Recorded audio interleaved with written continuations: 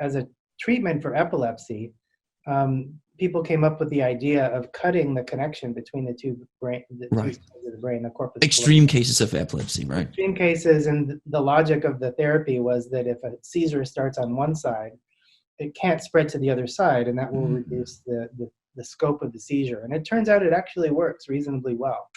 But it produces people with two brains essentially in the same head that aren't talking to each other at the same degree. That there's some separability. So if you just met someone on the street, you wouldn't know it. But if you give them a test designed to expose one side or another to a stimulus, you can show clear distinctions. So Right. classic example is you have a person looking straight ahead at a screen.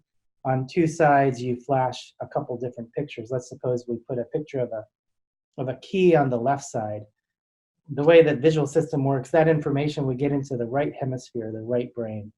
And then you can ask the person to reach under a curtain or reach in a box and feel around these objects without looking at them with the two hands and pick up what you saw. And so the classic example is if you reach in with your left hand, which is controlled by the right side of your body, right side of your brain, which is what saw the key, the left hand will feel around and pick up a key. And then you ask the person, why are you holding a key? And so now when you talk to them, you're actually getting a response from the left hemisphere, because most of speech control is a left hemisphere dominated thing. But the left hemisphere doesn't know why. The left hemisphere doesn't know. So you can ask them, what did they see? And suppose you had a picture of a cup on the right side. And they'll say, well, I saw a cup, because now the right visual field, left hemisphere, speech is coming out of the left hemisphere. And they say, well, I saw a cup. Well, you say, why are you holding the key? And typically they will make something up. They assume that there's a rational reason for that action. That is the impulse to mind read. And a story will be made. So it's like, well, yeah, I was looking for my key, and that kind of looks like it, and that's why I'm holding it. So that's an example of mind reading your own brain, essentially. Mind reading your own. That's very true. It's an internal circular theory of mind, sort of. Yeah. And that's really interesting, because I remember hearing about these split brain patient experiments about 10 years ago, I guess.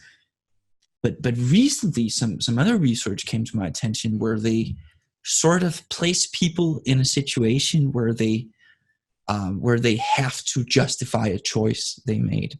Mm-hmm. Right. But they manipulated the stimulus in a way so they know that whatever justification people provide, it can't be true.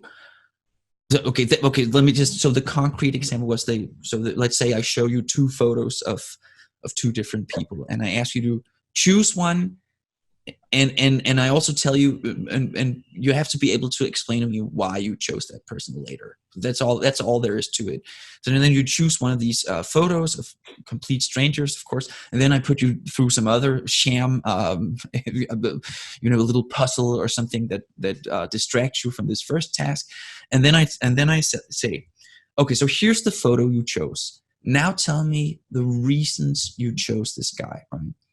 And everybody is eager to present explanations. Oh, it says, I thought his eyes were kind, or she reminded me of someone I knew, and stuff like that. But the problem is, the photo is of a new person. It's not the person they chose. Mm-hmm. But people don't recognize that because they just saw it for a short, brief period of time. Right. But everybody is happy to provide explanations of it. Right.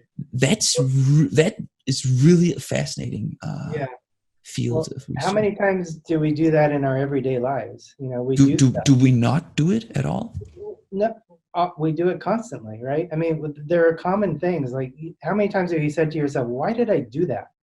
That's so stupid. What was I thinking? Well, you're thinking about your own thinking, so presumably you would know, but you don't. So our actions are generated from whatever mechanisms that generate them. And they're not necessarily revealed to us at, why we do these things. But we are, because of our tendency to infer causes, this tendency for theory of mind or for inferring intentions.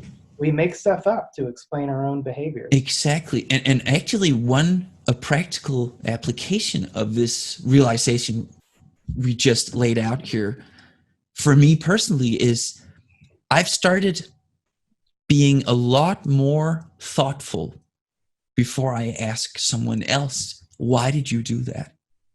Because I'm essentially forcing them to produce an explanation right here and now. Right.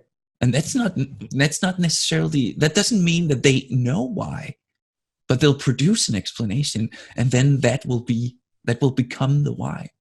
Right. Yeah, so that's typical of humans. We want explanations for things. There's got to be Yes. there's got to be a cause for whatever. Right. You see, I mean, we can go crazy and start talking about that as a basis for inferring the existence of omnipotent supernatural powers. That, you know, we see a mountain fall or a volcano happen, right? And Right. there's got to be an explanation for that.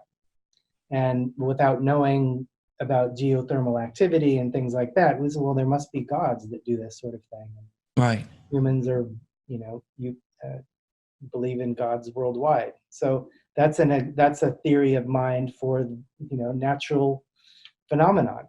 Right. There must be a reasonable mind behind these things, and that might be the explanation for religion, people have argued.